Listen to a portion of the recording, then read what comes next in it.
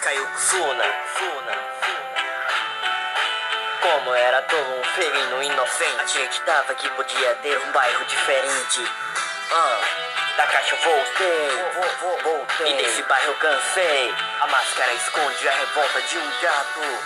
Óbito dia. Para eles eu morri durante aquela treta, quando tive o meu pelo enterrado pela lama. Nem deu para dizer a rim quanto eu amava, mas foi salvo e lavado por o dia matara. Parte do meu pelo foi restaurado, eu fui escolhido pra seguir o seu legado. Foi assim que eu virei o gato mascarado. Mas antes vou te lembrar minha história no passado. Como era todo um felino inocente, acreditava que podia ter um bairro diferente, sem habilidades, mas cheio de bondade. E também como Naruto eu sonhava ser Hokage. Mas uma coisa aconteceu pra eu mudar rapidamente. Foi quando vi Kakashi matar Rin em minha frente. Um ódio incontrolável eu despertei Mangekyo, e a esperança que eu tinha nesse bairro se acabou.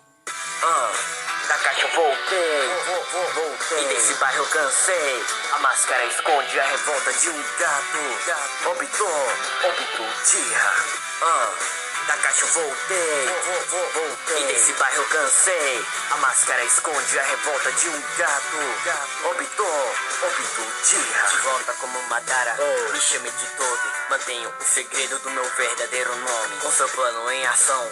A partir de hoje esse bairro vai sentir a fúria de um shinobi. Se existe vencedor, também é perdedor. Comemos uma ração e ela sempre terá cor. Na caixa dos sonhos do plano, olho da lua. Lá não terá água nem comida com amargura. Faço o que precisar, me desculpe Conan. Preciso seguir em frente, então me deu renegando.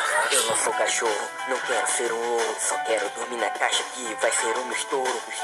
E se ninguém quiser entender, saia da minha frente, pois senão irá sofrer. A máscara esconde a revolta de um gato.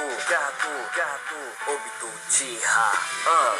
Da caixa eu voltei, e desse bairro eu cansei. A máscara esconde a revolta de um gato. Óbito dia. Da caixa eu voltei, e desse bairro eu cansei. A máscara esconde a revolta de um gato. Óbito dia.